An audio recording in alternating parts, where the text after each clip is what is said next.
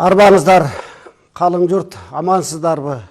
Ақтаңдай телекөрсөтүүнүн алқағындағы алтын қомыз байгесіне арналған түз эфирдегі тандоо тур уланып жатат. Бүгін буйрса мына 8-ші көрсөтүү 12, 13, 14 жұптар бүгін буйрса айтышат. Ал эми биздин студияда такай ар убакта ушул калыстар тобу жана көрөрмандар, ошондой эле акындар келишет. Мына менин жанымда Кыргыз Республикасы маданиятына эмгек сиңирген ишмер, Элтиердин ардагери, Түрксой эл аралык уюмунун сыйлыгынын ээси Байыш Төлөнов жана жазуучу, жомокчу, кино режиссер Ош мамлекеттик университетинин окутуучусу Токтош Абыкеев жана дагы биздин Такай. Бул жерде ушул акындарды көрөрман Жолдошал Жанузаков Такай биздин жаныбызда ушинтип көрөрман болуп, өзү дагы акындардан, ушул айтыштардан өзү сабак алып, Такай бизди колдоп келип турат. Ал эми бүгүн биздин студияга келчү конокторубуздун бири Кыргызга белгилүү болуп келе жаткан төкмө акындардын бири Ынак Токтосунов келмек. Ал эми шартка жараша атасы бираз суркоолоп, ушул келгенге шарты болбой калды. Жолдон келатып, кайра кеткенге ушундай бир туура келип калды. Азыр эмне болорун же мындан кийин эмне болорун бир жараткандан башка эч ким биз билбейбиз. Ошол үчүн Ынактын атасына бекем ден соолук каалайбыз. Ынака чыгармачыл келечектеги ийгиликтерди каалайбыз. Ал эми биздин борборубуз Бишкек шаарда Кыргыз Республикасынын эмгек сиңирген артисти, белгилүү төкмө Шекербек Адылов жанында төкмөлөр азыр келишет. Шекербек, амансыңбы? Анда сөз кезегин өзүңө берейин, калган кепти улай бер анда. Урматтуу телекөрөрмандар, Бишкек студиядан жалпы кыргыз журтчулугуна салам айтабыз. Байыркың өнөр өчпөгөн, басынган сайын көктөгөн, илгеркиң өнөр өчпөгөн, ийилген сайын көктөгөн деп мынакей Актаңдай теле долбоорунан, Актаңдай ушул акындар коомдук фондун Абдывали агабыз көп жылдан бери алып мынакей алтын комуз байгесин коюп келет. Бүгүн дагы бизге ушул акындары келип ушул ырдын пир аталган акындардын төкмөлөрдүн эң акыркы залкары деп аталып келген Исмайыл Борончиев атабыз боюнча мына ушул жерде аман эсен деп Жабаевтар эгиз акын жолдо келатат дейт. Эгиз акындар ээрчишип келатат дейт. Ага чейин мен ушул жерде мына биздин студиябызда калыстыгын кылып келе жаткан Кыргыз Республикасынын маданиятына эмгек сиңирген ишмер, акын Бүгайша Арстанбекова эжекебиз ушул көрсөтүү башталгандан бери өзүнүн ошол калыстыгын берип, балдарга өзүнүн акыл насаатын айтып, ошол теманы ачып бергиле деп айтып келаткан убагы. Андыктан Бүгайша эже сөз кезегин сизге берели. Өткөн акындардын ушул упайын, жыйынтыгын өзүңүз сүйлөп туруп айтып берсеңиз. Кутман кеч, урматтуу акындар, калыстар, телекөрүүчүлөр. Бул айтыш абдан бир өзгөчө айтыш болуп келатат. Себеби баягы Элтиердин телекөпүрөсү Бишкек менен Ошту бириктирип, чыныгы көпүрөгө айланып баратат деп ойлойм. Анан айтыштын атайын жобосун кайра-кайра жарыялап, ошол айтыштын жобосу менен болуңуздар деп кайра-кайра айтып атабыз. Айтканыбыздын себеби орундуу. Себеби бул жерде жободо жазылган тарыхый инсандарды, улутубуздун оңгу жолун улаган айтыш өнөрүн бизге мурас кылып таштап кеткен айтылуу залкарлардын эскерүүсү болуп, ошо залкарлардын темасы болуп аткандыгына байланыштуу ошол темадан чыкпаңыздар. Анан ошол мезгилдеги нукура айтыштын обонун сактап калыңыздар, ошолордун обонуна салыңыздар деген атайын жоболор бар да. Анан ага карабастан эле мына өткөндө өзүңүздөр күбө болдуңуздар. Ага карабастан эле көбүнчө казактын обонуна салып жиберип атышат. Мен ойлойм, ошо жобо менен таанышпагандык, анан өтө мындай үстүртөдөн мамиле кылгандык болуп эсептелет да бул алтын комуз айтышына. Ант бериш керек, акындар абдан бир маани бериш керек. Бугачы маани бериш керек. Анан ийгилик каалайм бардыгына. Азыр эми Кудайым буйруп келип калса аман эсенди күтүп атабыз. Темалар да жакшы экен. Исмайыл Борончиев деген акыныбыз кандай гана төкмө залкарлардын бири болгон. Андан кийинки Токтосун Тыныбеков агайыбыз мына замандашта болуп калдык, ал кишини көрүп да калдык дегендейчи. Анан булардын орду өтө бөлөк, булардын баскан жолу, булардын өнөр өргөсү өзү бир өзгөчө да. Анан сырдуу дагы, кырдуу дагы ошону айтып ачып беришет деп үмүттөнөм. Бал упайларды айтып койсоңуз, өткөн акындардын. Ооба, өткөндөгү акындардын упайлары боюнча абдан талаш тартыш көп болду. Бул жерде жүйөлүү гана себептер бар. Бул айтышта эме болгондордун. Мисалы, өткөн айтышта Нурболот Темиралы уулу деген жигитибиз 76 упайга ээ болду. Анан Жамайка Токон кызы 71 упайга ээ болуп калды да. Бул жерде кандайдыр бир дагы нааразычылык болушу мүмкүн. Себеби Жамайка Токон кызы жоо менен толук тааныш эмеспи, же өзү ошол обонго ыңгайлуу болуп, үйрөнүп, көнүп калганбы, казактын обонуна салып жиберди. Анан тема кайра эле какшап айтып атабыз. Алымкул Үсөнбаев жөнүндө болуп аткандан кийин Алымкул Үсөнбаевди үстүртүдөн айтып өтүштү дагы. Анан сөз кезегин бергенде Нурболотко сиздей Токтогул жөнүндө айтып берсеңиз деп кезек берип койду да. Ушундай бир болбогон жерден ушундай кемчилдиктер кетип калды. Ошон үчүн Жамайка Токон кызы 71 упайга ээ болуп калды. Жакшы, анда урматтуу телегөрөрмандар, мына ушул акындык деген убара алыңа ченеп кубалады. Исмайыл атабыз айткандай, Исмайыл атабыздын ушул видео баяны бар экен, ошого кезек берели.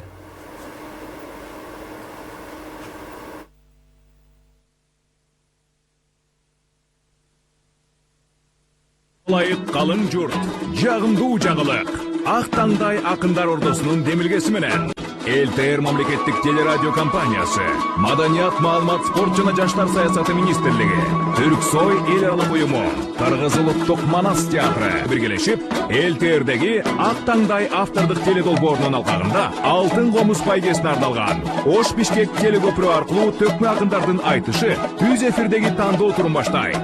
Июнь айында башталган тандоо сентябрь айына чейин уланат. Тандоо турдан 14 акын тандалып алынып, 30 сентябрь күнү Казакстан, Өзбекстан, Карагалпак, Кытайлык төкмө акындардын катышуусунда Токтогул Сатылганов атындагы улуттук филармонияда алтын комуз байгесине арналган эл аралык төкмө акындардын айтышы өткөрүлөт. Алтын комузга арналган айтыштагы негизги талап залкарларды эске алып, Арыстанбек, Калыгул, Нурмолдо, Деңжок, Токтогул, Барпы, Бала ырчы Сыдык, Туяк ырчы, Ботобай ырчы, Халмурза, Эшмамбет, Торгол, Алымкул, Осмонкул, Токтонаалы, Исмайыл, Ашыралы, Токтосун, Эстебес, Туганбай, Тайырбек төкмө сыяктуу улуу устаттарды баян кылуу менен айтыштын наркын дагы да бийик деңгээлге көтөрүү, бабалардан калган баалуу өнөр баркына жетүү. Байге фонду 2 миллион сом жана 500 000 сомдук өрүктөн чабылган алтын ширетилген алтын комуз.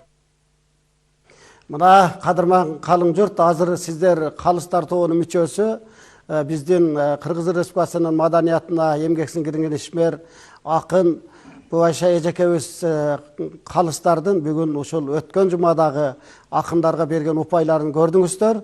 Ал эми биздин негизги ушул Актаңдай теледолбоорунун алкагындагы өтүп жаткан алтын комуз байгесине катталган акындар кээде ушул шартка жараша оорусурк болуп калса, кээде бир кокустан ушундай таризде кээ бир учурлар болуп калат. Эми анын баардыгына биз чыдамкайлык менен, сабырдуулук менен кызмат кылышыбыз керек. Аман менен эсен дагы азыр келип калса керек. Жана эле мен көрсөтүү башталардан мурда эле сүйлөшкөн элем, келип баратабыз агай деген. Эми ошентсе дагы биз азыр бүгүн негизинен мына Кыргыз Республикасынын эмгек сиңирген артисти биздин белгилүү мына элтердин мыкты алып баруучулардын бири Шекербек азыр бүгүн буюрса токтосун акын жөнүндө жакшы айтыш куруп бермек. Эми азыр биз бу жерде калыстарга берели сөздү. Андан кийин кайрадан буюрса Шекербекке беребиз. Шекербек эми баягы торгой тилдүү токтосун атабыз жөнүндө анын темасы бар. Буюрса ал айтып берер. Ал жеткенче азыр эми Токтошова шартка жараша бүгүн эми көрүп турабыз ушундай бир маселелер болуп калып атат. Эми кээде ал дагы буйрук. Алла Таала алдында жакшы нерселерди берсин. Негизи сиздин дагы мына ушул акындарга ушул көрсөтүү башталгандан бери жака мына 8-чи көрсөтүү кетип атат да бүгүн. 13-14 жүп акындарды көрүп атабыз. Айткандарын, башкаларын. Негизи режиссер катары, мынау жазуучу катары, маданият адамы катары, мындай айтканда мугалим катары да негизи эмнелерди коштойбуз? Мына эмнелер кемчилик болуп атат? Кандай нерселерди биз дагы кошсок болот? Ушул чоң бир байгени койгон соң, анын ушул максатына жеткирүү үчүн дагы акындар эмне кылыш керек? Биринчи силерге чоң рахмат. Ушунча уюштуруп атканыңа, ушунча элди кулагынан тартып сахнага алып чыгып атасыңар канча жылдан бери. Мунун ролу өтө чоң өзү. Келечекте бул жакшынакай баа берилет, азыр да баа берилип атат. Илгери бүт өмүр баяндарын окусаңар, Токтогулдун, Ишмамбеттин, Барпынын, булар бирин-бири издеп барышкан да. Издеп барып, устаз болушуп, берки шакирт болуп алышкан. Ошол биз театральный институттарды бүткөнбүз, ошондой кылып окуткан экен да, бирге жүрүп. Алар чогуу жүрүшкөн. Анан режиссер катары мен айтам, ар бир сахнага чыккан киши бул режиссердун колунан өтүш керек да. Мына азыр бардыгы бирөө чогуруп жүрөт акындарыбыз, бирөөсү дагы атасын карап атат, бирөөсү жүгөрлөрүн эгип атат да, бирдеке жалгыз болуп калып атышат да. Эки акынды жок дегенде эки акын кошуна болуп калганда дагы кичине бирдеке өсмөк, бирин-бири көрүп турмак, бирин-бири чукулашып турмак. Мына мен мисалы үчүн сен менен жолукканда айтам го, Абдыбали сен акынсың, ошон үчүн мен келгенде мага салам ырдап салам айт. Учурашканда салам айт. Ассаламу алейкум Токтошовам деп. Ушул сыяктуу биздин чыгып аткан айрым солгун болуп аткан жерлеринде, баягы акындарыбыздын солгун болгон жерлерде акындардын өмүр баянын жакшы билбей атат. Аткаруучулук жөндөмдүүлүк жок болуп атат. Булар ушу даярданып чыгаардын алдында бир режиссерго барып, мени бир көрүп койчу, эмне жаңылык кошосуң десе, режиссер сүйүнөт, мен чын жүрөктөн жардам берет. Мен мына жерде келе турган балдарды айтып атам, келгиле мен бир сыйра көрүп берейин. Сахнага чыкканыңан баштап, кара сөздөн кошуп туруп, мисалы үчүн Токтогул жөнүндө айтып атсың да, кара сөз менен айтып өмүр баянын же болбосо биринчи күйүнө чыкканын, же болбосо барып жолуккан кара сөз менен айтып туруп, анан мынан тырдаган экен деп ушуларды кошсо деле бул көркүнө чыга бермек да. Булар жалгыз болуп калып атат. Буларга бир баягы күлүктөр жарышка түшкөндө дагы ана неме кылган атчамдар эки чакесинде сонун кылып жөлөп таяп кыйкырып ошондой кылыш керек. Анан сахнага чыгаардын алдын, мисалы үчүн мынаны мен жардам берейин эле деп атам, чын эле балдар келбей калып атышат, ошол күнү келип калып атышат. Мисалы үчүн Туя кырчыны карагыла. Туя кырчыны. Аты аталбаган эле киши. Ушул акын экен. Сүйгөнүн ырдап алып, сүйөм мен сени деп атат. Атаң эми бир жердин бий экен, атаң бий экен, сени бербей атат мага. Жүр качып кетели мына ошол дарыяны бойлоп, дарыяны кечип өтүп кетели. Анан Туя кырчы ырдаганда күйгөнүнө чыдабай, как актер катары күйүп пишип жер тепкилеп ырдаш экен. Көкүрөгүн каккылап ырдайт экен. Мен коркпойм сенин атаңан. Туя кырчыны алып келип туруп, үйүнүн ичине камап коюп туруп. Мисалы үчүн мен өзүм элестете албайм, мен бирөөнү алам десем, будушу баягы кайната мени борду казып туруп, мени ошол жерге көмүп койгон. Кандай? Ошого чыдап туруп, кайра ырдай берген да. Анан буну тоготпой атат деди. Бир ырчы мени тоготпой атат деп туруп, баягы байлар ошол мансаптагы отурган кишилер баласын уур кылдырып туруп токмоктоп, элден кууш керек болгон. Илгери уурлук кылгандарды айылынан элден бөлүп кууп салган. Бул элден бөлүн деген бул жаман нерсе болгон. Баласын анан качырып 1 жыл баласы качкын болуп жүргөн. Жалаадан. Анысы куру жала. Анан баласы өлдү. Бирок ырдай берди да. Өчөшүп ырдады, чындыкты айтып ырдады. Бизде андай патриоттор, бул чыныгы патриоттор. Кудайдын берген талантын Кудайдын мындай Кудай берген талантты кайта элге бериш керек экен да. Муну Чубак ажы айтты неме деп. Ысырап деген нерсе болот. Кудай талант берсе, ошол талант элге бербей койсо бул ысырап деди. Ысырап кылбай анан акыры баласын да өлтүрдү, кийин өзүн атка сүйрөтүп жүрүп өлтүрүп салды. Эл боздоп эч ким жардам бере албай калды. Андан кийинки эле мынау неме Нокаттын немесиндеги Ботовайырчыны карагыла. Не деген кыйынчылыктарды карады. Бул баатырлар өзү. Баатырлар, миң кырдуу баатырлар. Токтогулдун өзүн карагыла. Бирөөнү 5 жинне тийип, 5 каман деп алып, Сибирде жүрүп келди. Бирок дагы кийин ырдады баары бир. Биздин менин оюмча мынаны бир билиш керек, биздин акындарыбыз. Мен тарыхты аябай таң калып окуп атам. Бул акындар кыргыздарды мен биринчи согуштан кыргыздын жеңилбегени бул Манашчылар акын да. Манашчылар күпүлдөтүп айтып, баягы чыккынчыларын айтып, элди жаш кезинен үйнө элек балдар 15, 16, 17 сыргактар ушуларды гүйлөп турганда элди намызга тийип турган. Аттарды мине турган аттарды сындап турган, тополоң чыгып кетип баратканда токтогула биз сөз деген бул акындар бул өтө чоң саясатындагы согуш өнөрүндө кыргызды сактап турган, кыргыздын намысын кармап тургандар да. Ошон үчүн биздикилер, биздин акындарыбыз, сиздердин мойнуңуздарда өтө чоң жүк бар. Муну көтөрүшүңөр керек. Абдуали бирөөнүн окуясын айтып берди. Укмуштай сонун таланттуу актерлор да ойногон. Барпыны тим эле укмуштай төккөн. Мен дагы аны бир киного ойноп бер дедим. Ойнобой койду. Укмуштай даяр актер. Сен айттың, акын. Ошону бизге бу акындар кошулур да дептир. Ал чаап таштап турган. Атын айтпай эле кой элем ал. Чоң кызматтарда жүрөт. Бир укмуштай талант. Ал айтыптыр да. Мен акындык өтпөйм. Мен өзүм профессиямда мына чоң неменеге жеттим. Бул акындык бул өтө чоң жоопкерчилик. Ал жоопкерчиликти мен көтөрө албайм дептир. Бирок ырчылардын балелшиги да буярман кып-кызыл бардыгын өмүр баянынан бери билет. Ошон үчүн мына биздин мен акындарга айтарым, сиздердин мойнуңуздарда чоң жоопкерчилик бар. Өтө сонун. Бул жакшы жоопкерчилик. Кыргызды сактап калчу, тилибизди сактап калчу, ырыбызды сактап калчу. Кийинки поколение мүмкүн кандай кылат? Мен сиздерди аябай сыйлайм. Акын болбой калганыма, башка актерлук, режиссерлук тандап алганыма кичине кээде ичим ачыша баштады азыр акындарды карап туруп. Не деген сонун кесип экен. Ошон үчүн өмүр баяндарды атайын окугула. Кайта-кайта окугула, кайта-кайта сурагыла. Өзүңөр китептер бар. Мен сиздерге ийгилик каалайм. Сиздер биздин кыргыздын чоң түркүгү жөлөп турган түркүбүздөр. Эң туура айтасыз. Мына Токтош абам айткандай чындап эле биздин кыргыздын тарыхта мына бүгүн биздин чоң бир кыргыздын залкарлары жөнүндө тема болмокчу да негизи. Ашыралы Айталиев деген ким? Мен өзүм устатым. Атам менен бирге курдаш болуп жүргөн. Негизи эле алыптардын өтө чоң Осмонкул устаты болгон. Ал деген ушунчалык кыргыздын залкарлары Овон деген керемет.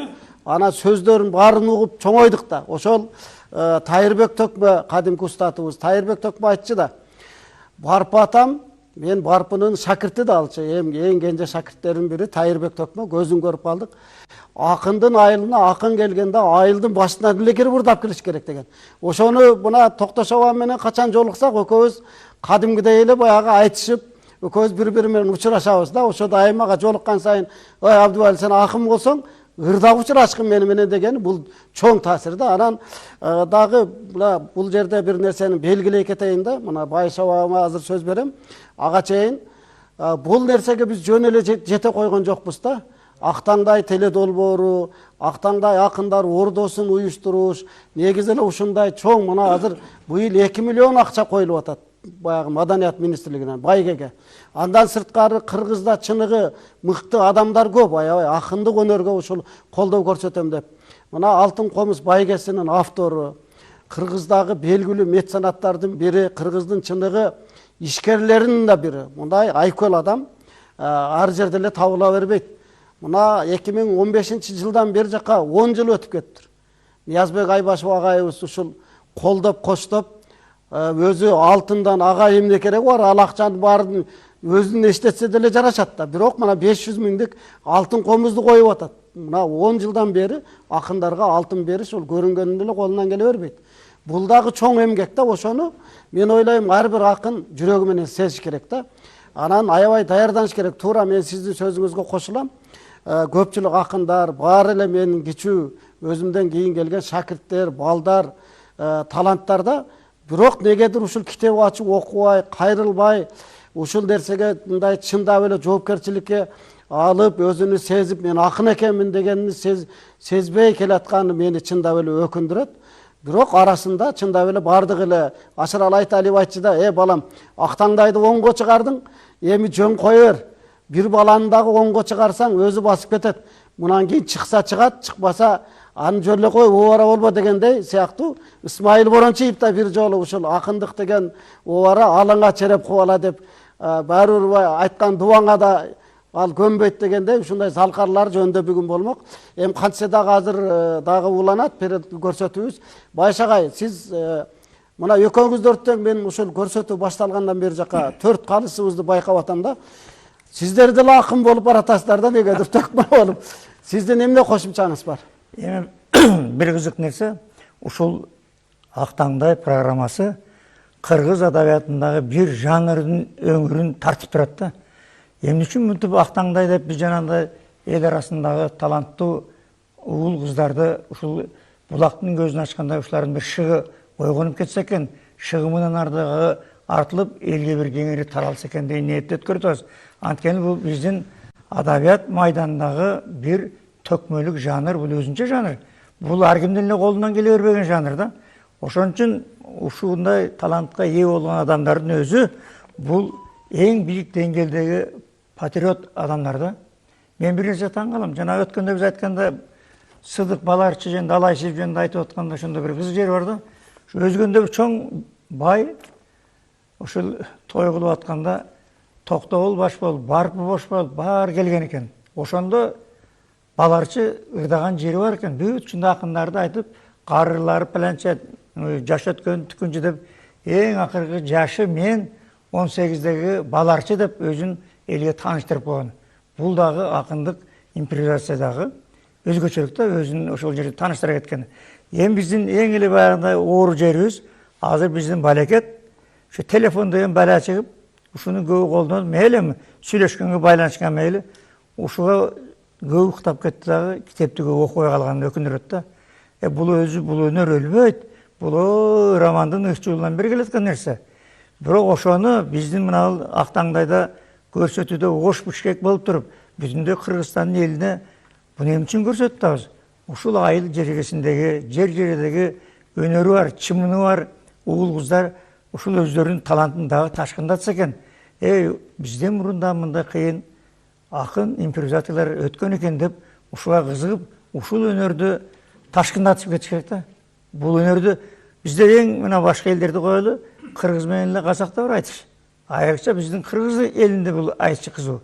Ошон үчүн биз мына көрсөтүүлөрдү улам-улам баймабай ай шемби сайын элге тартып атканыбыз жөнүнөн болгон жок. Биз өзүбүздүн адабияттагы бир чоң жанрды элге тартуулап, ошону сактап калыш керек. Албетте бул айрымдар көркү менен эле токтоп калбайт. Бул өнөр кете берет. Бул элде бар нерсе, канда бар нерсе. Ошон үчүн биздин Кыргызстандын аймагындагы илгерки акындарды бекеринен башынан саймедирип тааныштырып келаткан жерибиз жок. Эмесе кандай деген адамдар ушундай заманга жетпей, өзүнүн доорунда кор болгонун айтып, өзүнүн доорунда эрктүүлүгүн турмушка ашыра албай калганын айтып, зарлап өткөн канча не деген биздин акындар өтүп кетти. Токтогул биз бекер айтпайбыз. Токтогул төкмө огончу эмес, ал кишинин көп өнөрү болгон экен. Эми ал киши керек болсо күрөшкө да түшүп жүргөн экен. Ал кишинин да башка өнөрлөрү бар. Куудулдугу болгон. Куудулдугу болуп ушундай. Демек мындай адамдар чанда жаралат айтылгандар. Биз айыл жеринде, райондордун аймагында ушундай өнөрү бар адамдар болсо, мына кирсе экен деп күлбөсөм, кайра ошону колдошубуз керек. Бул таланттуу турбайбы? Бул баралына жеткенде мындай жигит болот деп. Биз да ошол максатта мына бул Актаңдай көрсөтүүсүн бекеринен улантып аткан жерибиз жок. Биз ойлойбуз, Кыргызстанда көп жаштар бар. Албетте бул Актаңдайга баары баягы булак дарыяга куйгандай, дарыя деңизге куйгандай биздин көрсөтүүбүзгө кошула бермекчи булар. Байш агай, дагы бир нерсе кошумча айта кетсеңиз. Мына 8-чи көрсөтүү кетип атат. Буюрса биздики 6-сентябрда баягы буюрса 44 акын катталган, ошол жыйынтыктайбыз. Анан кийин 30-сентябрь күнү буйруса биздин борборубуз Бишкек шаарында эл аралык деңгээлде чоң айтышты өткөрүп, анан баягы гүлүктүн гүлүгүнө алтын комуз беребиз. Негизи ушул көрсөтүү болуп келаткандан бери жака акындарга дагы эмне сунуш бересиз? Мен ушундай баягы эки Бишкектен Оштон болуп ушул жерге катышып аткан акындарга бир ошол өзүмдүн айтайын деген нерсем, ошол мына биздин жободо жазылган ушул жобонун шарттарын жакшы билип алса, анан алдынан эле мисалы ошол баягы акындардагы кимдер жөнүндө темалар бар да жазылып калган. Ошолорго үңүлүп, ошолордун акындык өнөрү, анан башка дагы адамдык өнөрлөрү, башка дагы өнөрлөр бар да ошондой кишилерде. Ошол жагында көбүрөөк изилдеп, даярданып элге тартылса жакшы болор. Жакшы болот. Биз ушул жагына келгенде жана балдар бир беткейлерди деп коюшат да, паланча дептир түкүнөт. Жок, андай эмес. Алардын ар аш тойлордо өз өнөрлөрүн тартуудан кызыктуу жактар бар. Ушул жагына токтолуш керек да. Ошон үчүн жана биз телегейтебиз Бишкекте деле мына биздин калыстар тобунун мүчөлөрү айтат. Чынында моюнга алыш керек. Биздин өнөрпоздор ушул жагын изилдеп айтат да. Ушул жагын келиш. Эмесе барпынын тегинен канча кызыктуу жактар бар. Эң туура айтасыз, эң туура айтасыз. Токтош агай, бир нерсе кошумчалайын деп атасыз. Мен мына жигиттерибиз бар да, жакшы акчасы бар, жакшы бизнестерди кылып атышат, мына заңгыратып тез эле бир ошто бир айланып кайта келсең эле бир жума болбой калсаң бир үйлөр бүтүп калат. Ошо бай жигиттерчи жаңкы биздин Нияз Айбашев эми 500 миң мисалы үчүн чоң акча да, ошонусун мына комузду чаптырып атат. Ошол биринчи баягы Болот Шамшиев аксакал келгенде ошондо дагы жардам берди Ниязбек Айбашев, Майбашев. Ошонон бери ушундай жардам берип атканына Кудай ыраазы болсун. Соопту көп берсин. Мен айтайын дегеним, кымбаттуу бизде бул ушу таланттарды колдоп койгон жигиттерибиз көбөйсүн деп атам да. Биз мисалы үчүн мына цемент заводто иштеп жүрдүм да. Ошол жердин директору жаңкы биздин Тайыр деген чоң операторубуз бар эле. Америкадан немен дагы курсту өткөн оператор, монтажчы. Ошол балдарды окутабыз деп, анан биз Болот Шамшиевдин мектебин ачайлы дедик. Бул 20-30 жыл кино тартпай калды. Анан Болот аканы чакырганда, как раз сен немең болуп калды, анан биз Болот ака менен иштешип калдык. Ошондо бизге жакшы акча бөлүндү эле. Болот аканы биз айттык. Сиздин мектебиңизди ачайлы. Мектебиңизди ачайлы. 2 жылда актер, режиссер кылса болот даярдап. Анан Болот ака биз менен иштешип калды. Анан бунун келечеги жакшы болбой калды. Жаңкы Тайыр деген өтө таланттуу, өтө таза жигит кокусунан өтүп кетти дагы. Бизге берген акчасын кайта бердик деги эсине. Ошондой мына таланттарды бирөө жөлөп таябаса, генийлерди бирөө жөлөп таябаса, булардын мүдүрлөө беришет да кымбат болуп калат. Ошон үчүн ушул Айбашевтай жигиттер, кыздардан чыккан жигиттер, неме талантты байларда болсо, ушул Актаңдай менен кошо иштешип, мына кино тартылганда ушул акындарды биз кино кылып чыгарсак болот. Бизде толук мүмкүнчүлүгүбүз бар, жаңкы аппарат немелер. Ушу чыгармачыл кишилерди бир колдоп берсеңиздер, кымбаттуу жигиттер, биздин Кыргыздын сон байлары. Азаматтар бар болуңуз. Азаматтар. Эми кадырман калың журт, мына сиздер көрүп жатасыздар. Биз түз эфирдебиз. Ош Бишкек Төлө көпүрөбүз аркылуу бүгүн тандоо тур уланып атат. Анда Шекербек, Шеке келем Комуздалда кадимки биздин Залкар 4 тарабы төп келген ошол Токтосун атанын жөнүндө ушул жакшы сага кезек келген. Негизи ошол теманы өзүң ырдамаксың. Анда сага кезек берели да эми Шекербектен жалпыбыз анда Токтосун атабыз жөнүндөгү бир торгой тилин сайраткан токомдун бир кабарын угалы. Көрсөтүү соңуна чыкты деп биз биякта калып калат окшойбуз деп. Анан кара сөз менен айтыш болду окшойт а. Ордон Ошто агаларыбызга рахмат айтайын. Эң калганы да элде мурун.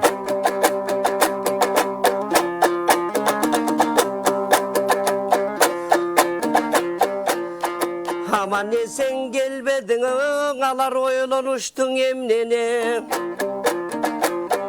Кандай экенин да айта албайм, ал адамгерчилик деңгээли. Кандай болсо да ал жаштардын сыйласаң экен эл жери. Мен эми Токтош агам айткандай амандашып алайын. Мына Актаңдай теле долбоордон ардакта вандаң ой барайын, болбосоң эжеңе сендеши ой алайын. Анткенің ел термам каналдан, дегеңе сенсің ербің ағайын. Мұнаң ақындар кел албай, жең айтышып жообун бер албай. Шекербе кууп жиберген экен деп ойлоп анда калбасын. Мұнаң алып баруучу жагынан, болбосоң акынды кошол жагынан. Шекербе көзүң ээлеп алып тыр деп айтышат го, көргөн билген дой тааныган. Еміңе жең тема жақан ой келейін, анткени мына көріп жатамын. Теманың ашып бергеле деп қалыстар айтып жатқан убагы, жакшылыкка болсоң ошондой тартып жаткандой убагы.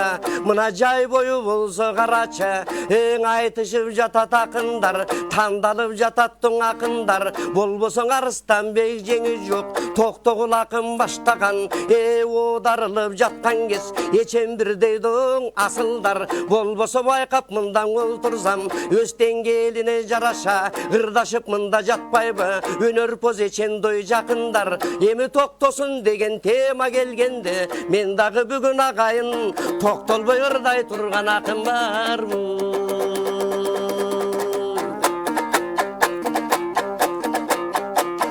Анткени токтосун деген ким элде, толкуган жандын дой бир элде. Топтолгон элге ырдаса, күнү деле күн элде, түнү деле түн элде деп айтат бирге жүргөндөр. Кайран асыл токомдун кадырын жакшы билгендер, чыгармачылыгын ардайым чын дили менен сүйгөндөр. Жаш кетти деп ананда жан дили менен күйгөндөр. Анткени кайран током чынында мен андан айтып берейин, коргоолдой чагында коргоолдун алган батасын, болбосо барпакынга жойдурган балалык шоктук ой катасын. Анан каалык таштап кетиптир казына байлык запасын, алым кулга кактыргандан акынды көлөрдөй такасын. Ойдун болсоң асыл тереңин Осмонкул берип тойун акасын. Анандан Осмонкулга күйөө бала экен, мына Гүлсайрадай апабыз кирдетпептир дой жакасын. Ушундай эмгеги сиңген токобуз ай, эл менен гана биргеңе жашасын.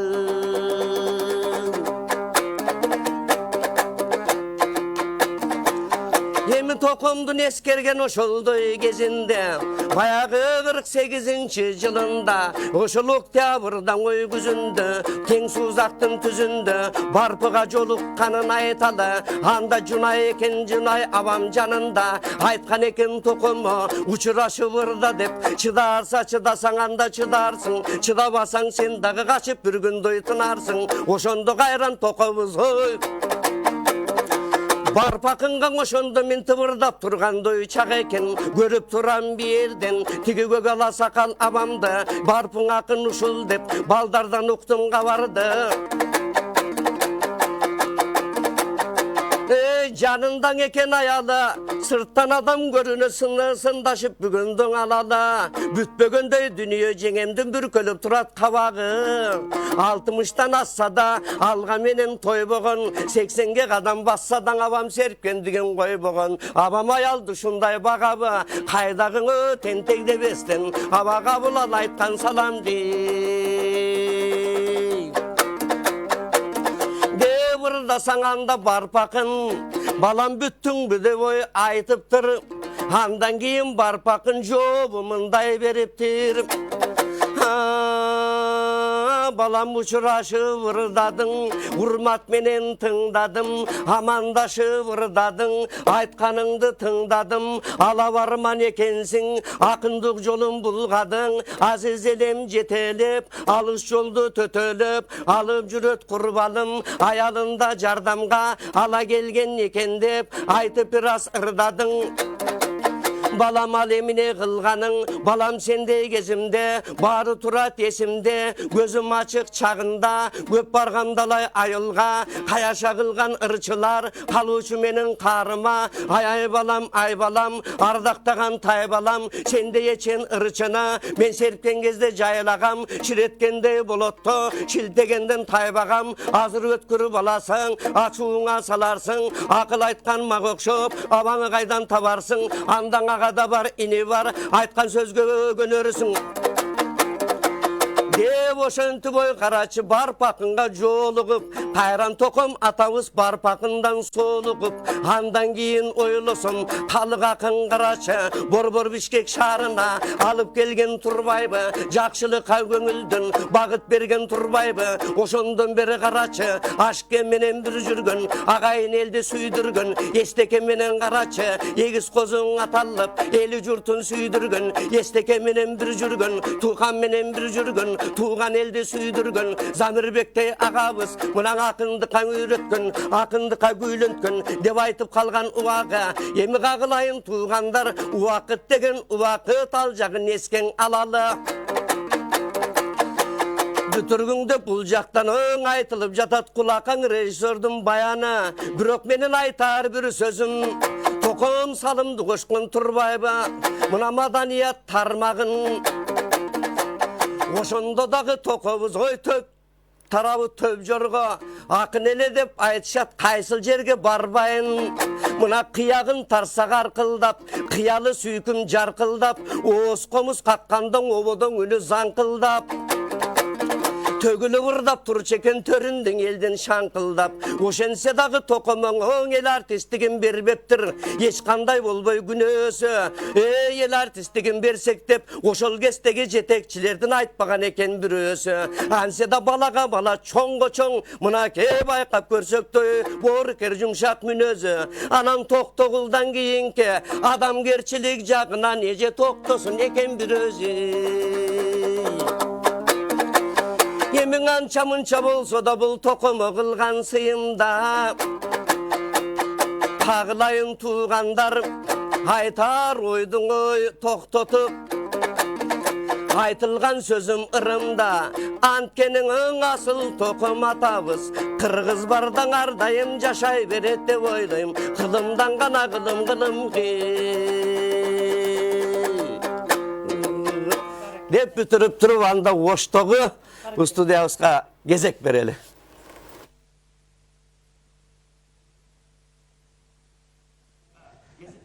Бар шаке, кадимки биз бу жерде да карап отуруп, Токтосун атабыздын арбайы бул жакта айланып жаныңда коштоп жаткандай, эл ырчысы эстекемдин арбайы колдоп жаткандай, айтылуу ашыралы атабыз менен устаттарыбыз Исмайыл Борончуевдин ушул уруху сени жолдоп жаткандай эле сездик. Чыгармачыл ийгиликтерди каалайбыз. Кадырман калың журт, эми акындарыбыз келбей калды, шартка жараша ар кандай болот турмушта. Мен болсо ушуну менен бүгүнкү көрсөтүүдү соңуна чыгабыз. Кийинки ишемби жолукканча бардыгыбыз аман эсен туралык. Ак таңдайдан жолугушканча бардыгыңыздарга жакшылык каалаймын. Эл терден алыстабаңыздар, биздин көрсөтүүлөр уланат. Биз кийинки жолугушканча аман туруңуздар.